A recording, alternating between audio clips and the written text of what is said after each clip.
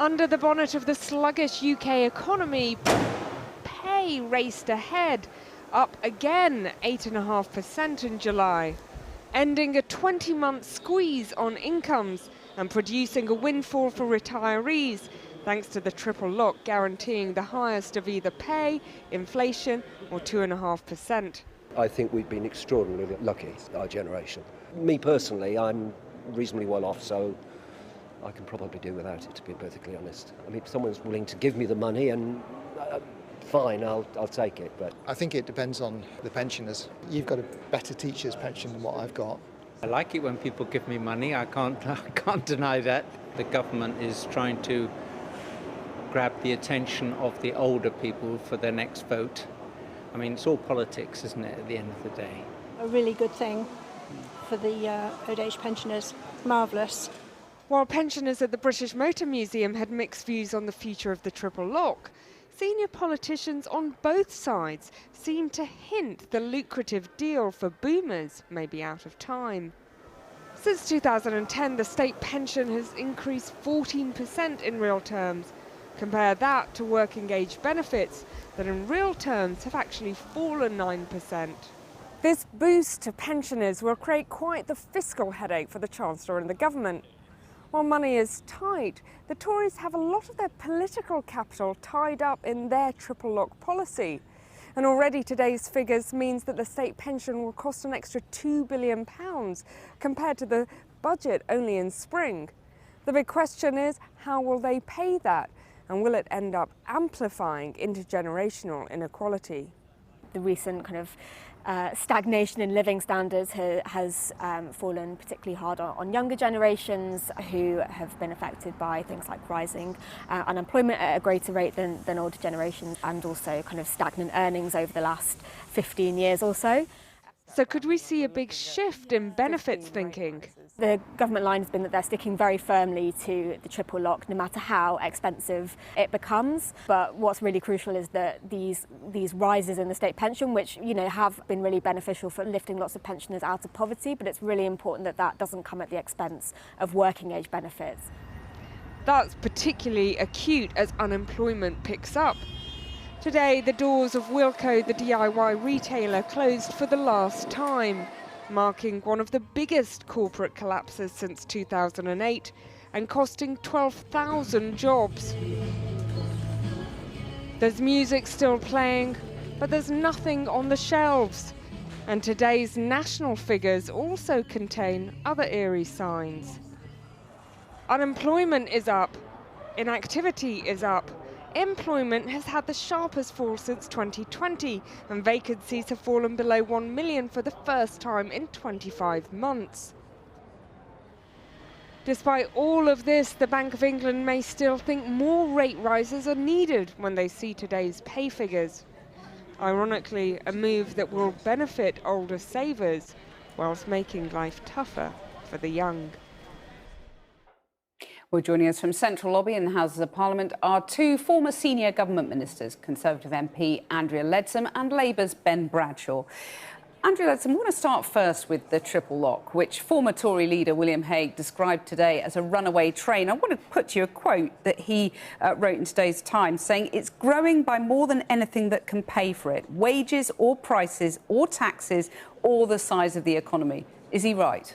Well, I don't agree with that. The government introduced the triple lock because under the last Labour government, pensioners were receiving so little by way of an annual uplift. We do have 20% of single pensioners living in some poverty even now, just living on their pension. And so it's right that we do support those on the lowest incomes who aren't in a position to go and get a job and make themselves better off. So I think that the triple lock is a good thing. I certainly think in the years to come, as our ageing demographic increases, then it will need to be looked at again.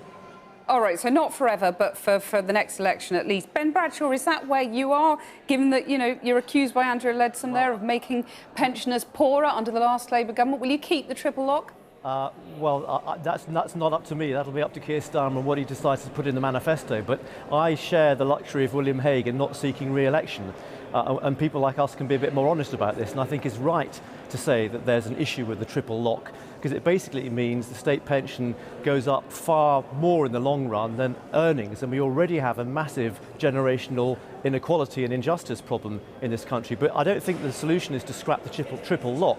It's to do much more to recoup unearned wealth from people, rather than pensioners, as Andrea said, many of whom are not well off, and also make sure that you keep pension credit uprated as it should be to help those on the lowest pension incomes.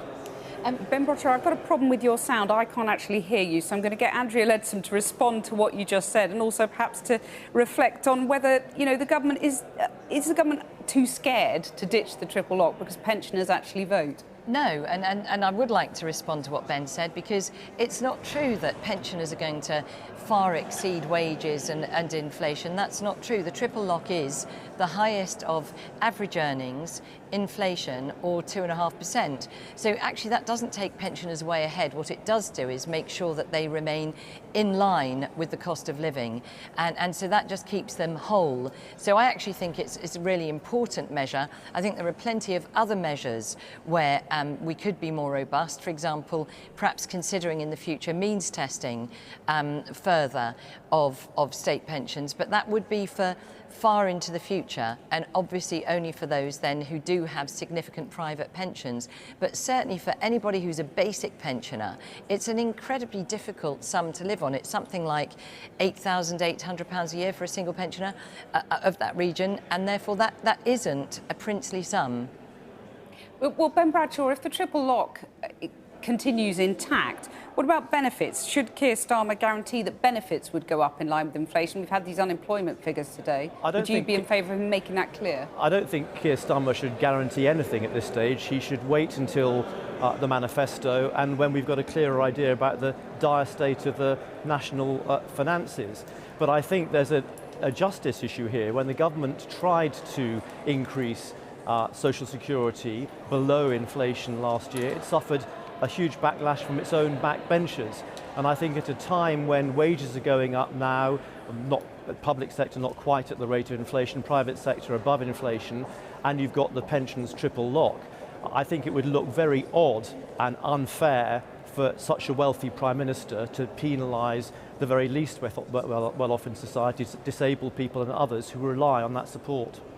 Well, Keir Starmer seemed quite happy to penalise people with the benefit cap. He's not repealing that, is he?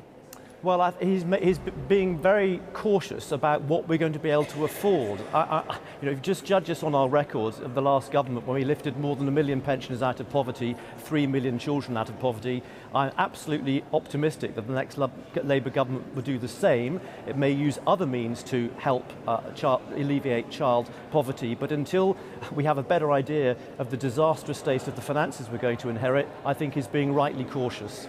OK, and Jeremy Hunt's being cautious as well, isn't he, Andrea Leadsom? Because he's saying he won't be able to afford tax cuts, whether that's true or not, but he says he won't be able to afford them before the election. Are you content with that?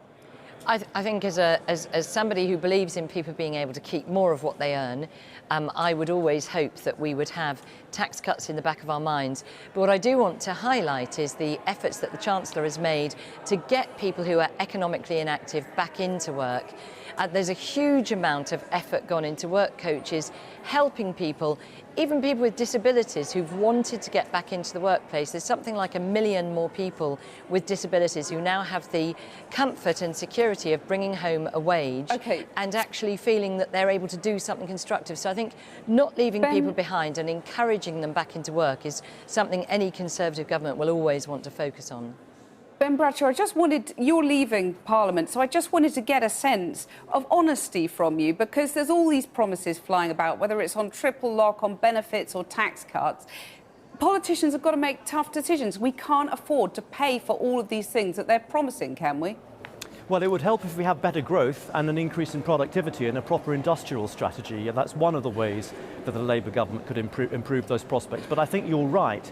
I think some of these very difficult issues are only going to be solved when there's either a Labour government with a strong majority that has the power to do it, or when there's all-party consensus. It would be nice to think that could be reached before an election. I don't think there's much chance of that, given the way things are now. I'm afraid I've got to leave it there. Ben Bradshaw, Andrea Leadsom, thanks very much.